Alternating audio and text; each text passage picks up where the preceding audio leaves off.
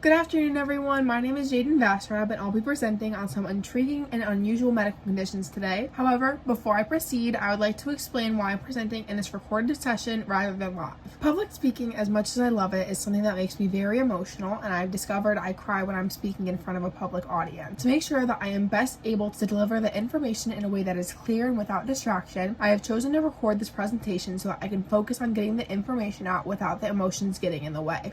Thank you for your understanding, and I'm eager to take you through what I've been studying for the past couple of weeks. Hutchinson-Gilford progeria syndrome, or progeria for short, is an extremely rare genetic disorder that causes rapid aging in children. It is caused by a mutation in the LMNA gene, which leads to the production of a toxic protein called progerin. This protein accumulates in cells, causing them to age much faster than they should. Children with progeria appear healthy at birth, but by the time that they are 1 or 2 years old, they start showing signs of premature aging, such as hair loss, wrinkled skin, and joint stiffness. Their growth is often stunted, and they experience cardiovascular problems much earlier than normal. Progeria is a progressive condition, and most children with the syndrome do not survive past their teenage years, with the heart disease and stroke being the leading causes of death. However, despite these challenges, some children live into their 20s with proper care. Treatment is mainly focused on managing symptoms, and there is no cure as of yet. Progeria is typically caused by a spontaneous mutation in the LMNA gene, which means it's not usually inherited from a parent. It is an autosomal dominant condition, but it usually occurs in individuals with no family history of the disorder. The mutation leads to the production of progerin, which is a toxic protein that accelerates aging in the body's cells. The condition was first described in 1886 by Dr. Jonathan Hutchinson and Dr. Hastings-Gilford. However, the genetic cause of progeria wasn't identified until 2003, when researchers discovered that the link between the disease and a mutation in the LMNA gene. Pictured below are the developmental stages of a child with progeria, ranging from ages 1 to 8. One of the most well-known individuals with progeria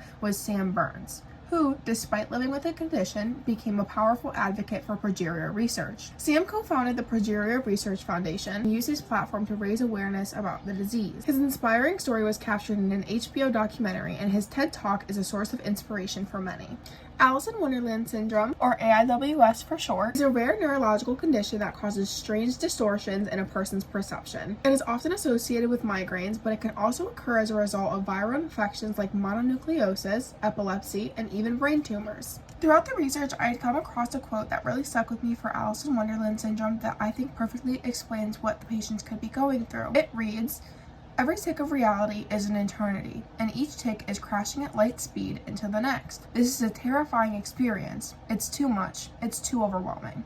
People with AIWS may experience visual distortion, such as objects appearing smaller or larger than they are. This is also known as macropsia or micropsia. They might also feel like their own body parts are shrinking or growing, that time is speeding up or slowing down. While the condition is frightening, it is important to note that individuals with AIWS typically retain the ability to recognize that their perceptions are not real, making it distinct from hallucination. It most commonly affects children, but it can occur at any age and is typically short-lived. The condition was first described by a British psychiatrist, Dr. John Todd, in 1955, who noted that it frequently occurred in children who are experiencing migraine auras. Dr. Todd named it after Lewis Carroll's famous character, Alice, from Alice's Adventures in Wonderland, because the distorted perceptions Alice experienced closely resemble those associated with AIWS. Many scholars believe that Carroll himself suffered from the migraine-related visual distortions, which may have influenced the fantastical elements in his work. There is no single diagnostic test for AIWS. The condition is usually diagnosed based on a patient's symptoms and their medical history.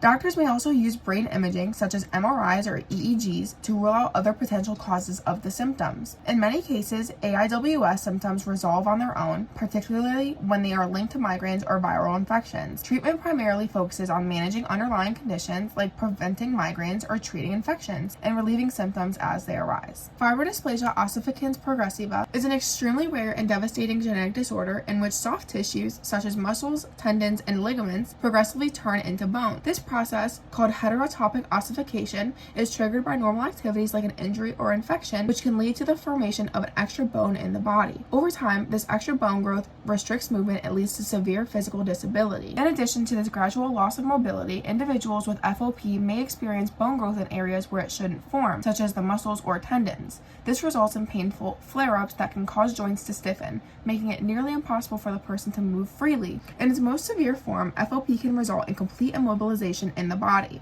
FOP is caused by a mutation in the ACVR1 gene, which is responsible for regulating bone growth. This mutation causes the body to produce bone in places where it shouldn't, even after minor injuries. FOP is inherited in the autosomal dominant pattern, meaning that only one copy of the mutated gene is needed to develop this disorder. However, in most cases, the mutation arises spontaneously, meaning it's not inherited from the parents. FOP was first described in 1692 by the physician Hugh Wentworth, but it wasn't until the 1950s that it was recognized as a distinct condition. The mutation responsible for FOP was discovered in 2006, which has helped doctors better understand the condition and explore potential treatments. The images displayed showed x-rays and skeletons of FOP patients, with the white arrows pointing out deformities on the x-rays.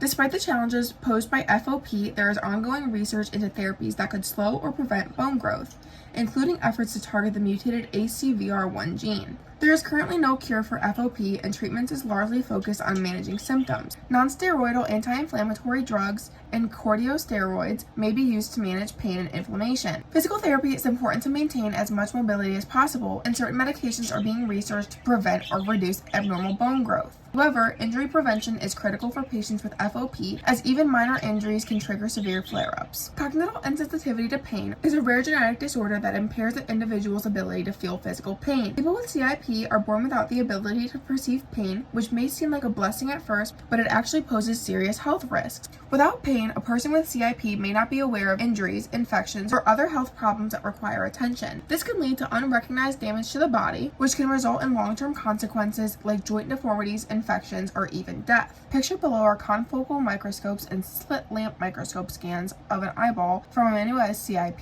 He developed a cataract due to excessive scratching on his eye, which he didn't feel the pain of due to his condition. Although individuals with CIP cannot feel pain, they are still capable of feeling other sensations such as touch, temperature, and pressure. CIP is typically inherited in an autosomal recessive manner, meaning that both parents must carry a copy of the mutated gene for their child to inherit the condition. In some cases, the condition may also be caused by spontaneous mutations. The most common mutations that are responsible for CIP affect the SCN9A gene, which is involved in the production of a sodium channel in nerve cells that is critical for transmitting pain signals. Another quote from a CIP patient that had stuck with me was, "The world becomes a dangerous playground when you can't feel the pain of a fall."